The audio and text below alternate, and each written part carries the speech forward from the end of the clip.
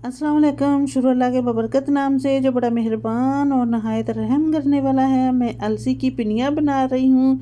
इसको आप पिनिया भी बोल सकते हैं, लड्डू भी बोल सकते हैं। ये मैंने गोल इस तरह स्टाइल से बना लिए हैं। तो आप मेरे साथ रहिएगा और मुझे बताइएगा कि मैंने ये अलसी की पिनिया कैसे बनाई हैं। बहुत मज़े की बनाई हैं और आप मुझे कमेंट में ज़रूर बताना। तो अलसी के इतने ज़्यादा फ़ायदे हैं, इसमें फ़ाइबर इतनी बहुत ज़्यादा मकदार में पाया जाता है। ये पेट में गैस और कब्ज़ वगैरह नहीं होने देता। तो वीडियो शुरू करने से पहले आपसे दरख्वास्त है कि मेरे चैनल को सब्सक्राइब कर दें, लाइक और शेयर कर दें। आपका बहुत बहुत शुक्रिया। तो मैंने अलसी ली है, इसके लिए 1 किलो आटा लिया है और ये मैंने इसमें लिए हैं फुल मखाने, छोटी इलायची, ये पिस्ता, सौगी ली है और मैंने खोपरा लिया है। इसके अलावा मैंने बादाम लिए हैं, इसके अलावा खोपरा लिया है।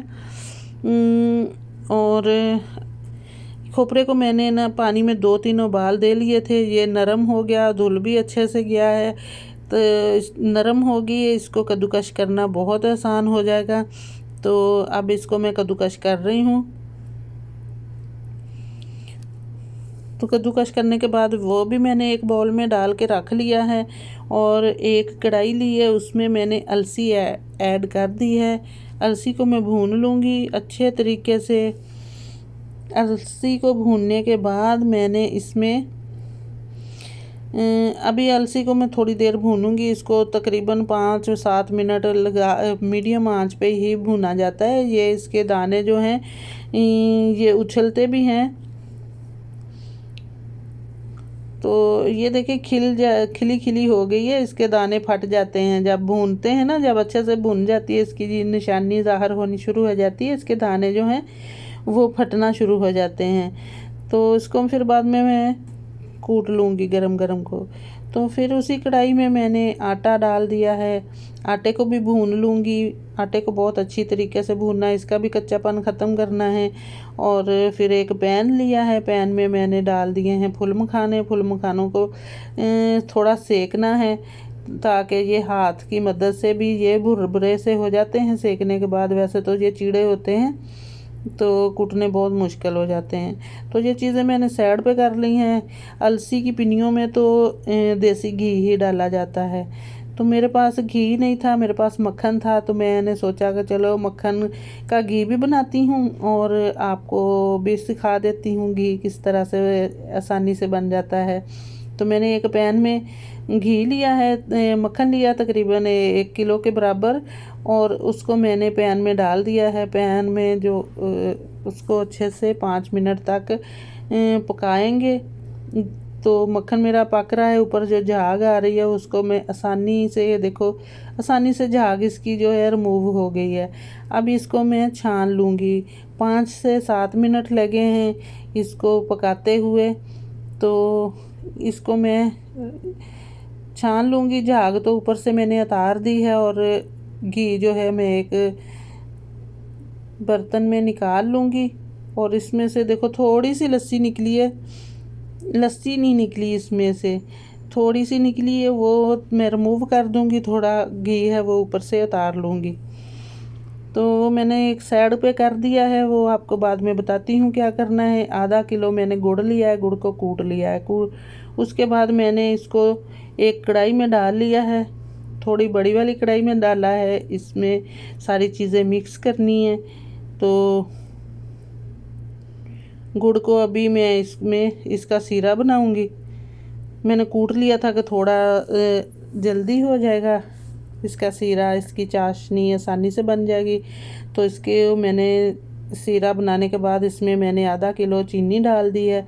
तो आप अपने टेस्ट के हिसाब से लें, जितनी आप चीनी ज़्यादा लेते हैं, मीठा ज़्यादा लेते हैं या कम लेते हैं या मीडियम लेते हैं, तो आप फिर उस हिसाब से ले लें। मैं 1 किलो इसमें मीठा डाला है, यानी कि आधा किलो गुड़ डाला है, आधा किलो इसमें मैंने चीनी डाली है। इसको मैं अच्छे से मेल्ट कर लूँगी। इसकी चाशनी तैयार कर ली है और वो जो घी मैंने बना के रखा हुआ था वो इसमें मैंने ऐड कर दिया है। अब इसमें मैं डाल दूंगी भुना हुआ आटा।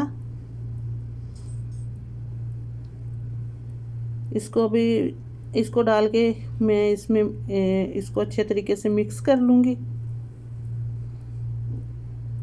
अलसी में इतनी ज़्यादा मकदार में फ़ाइबर होता है जो पेट में ज़ियादतीस के मरीज़ों के लिए तो बहुत ज़्यादा मुफीद है और इसमें जो है हाजमे को भी दुरुस्त लेवल पे रखता है और इस पेट में गैस और कब्ज़ वगैरह भी नहीं होने देता। तो इसमें मैंने जो इलायचियाँ ली सी कुटी हुई वो इसमें उसका पाउडर बना लिया था, इसमें मैंने ऐड कर दी हैं, वो भी मिक्स कर लिया। अभी मैंने डाल दिया इसमें अलसी का आटा, यानी कि अलसी जो मैंने ग्राइंड करके रखी हुई थी। ये गरम गरम करें, भून के करें तो बहुत ही ज़्यादा आसानी से पिस जाती है। अभी इसमें मैं सारे मेवाजात जो हैं, जो खुश्क मेवाजात मेरे पास थे वो मैंने कूट लिए थे मोटे मोटे करके, वो इसमें डाल रही हूँ। पिस्ता डाल दिया है, कुटे हुए बादाम डाल दिए हैं, इसमें मैंने ये डाल दिया फुल मखाने डाल दिए हैं, सौगी ऐड कर दी है और मैं अभी इसमें ऐड करूँगी कद्दूकश किए हुए, जो मेरे पास खोपरा था कद्दूकश किया हुआ वो ऐड कर दिया है। अभी इसको मैं मिक्स कर लूँगी अच्छे तरीके से। इसको मिक्स करने के बाद इसको थोड़ा सा ठंडा होने दूँगी और इसके बाद इसकी मैं पिनियाँ बना लूँगी, यानी कि इसके मैं गोल गोल से लड्डू बनाऊँगी। आप जितनी साइज़ के रखना चाहें आप रख सकते हैं। सुबह नाश्ते में चाय के साथ लें, इसके इतने ज़्यादा फ़ायदे हैं। और सर्दियां जा रही थी तो मैंने कहा, पहले मैंने बनाई थी लेकिन मैं इसकी वीडियो नहीं बनाई, लेकिन अभी तो सर्दियां जा रही हैं, मैंने कहा चलो जल्दी जल्दी एक दफ़ा बना लें और दोबारा तो फिर अगली सर्दियों को ही, क्योंकि इसकी तासीर बहुत गर्म होती है। ये ऐसी चीज़ें जो हैं सर्दियों में ही अच्छी लगती हैं, सुबह नाश्ते में आप लें, इसके इतने फ़ायदे हैं। वज़न भी, अलसी का पाउडर बना के भी आप भून के उसको पानी में डाल के घोल के भी पी सकते हैं। इसका अगर आप वज़न कम करना चाहते हो तो बहुत ही वज़न कम करने के लिए भी बहुत ज़्यादा मुफीद है। इससे बहुत तेज़ी से वज़न भी कम होता है और निज़ाम हाज़मे को भी दुरुस्त रखती है।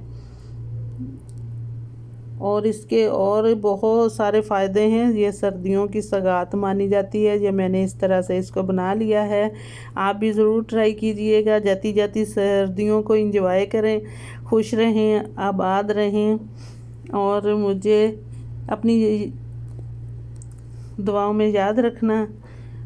अल्लाह ताला आपको हज़ारों खुशियाँ नसीब करे, आमीन।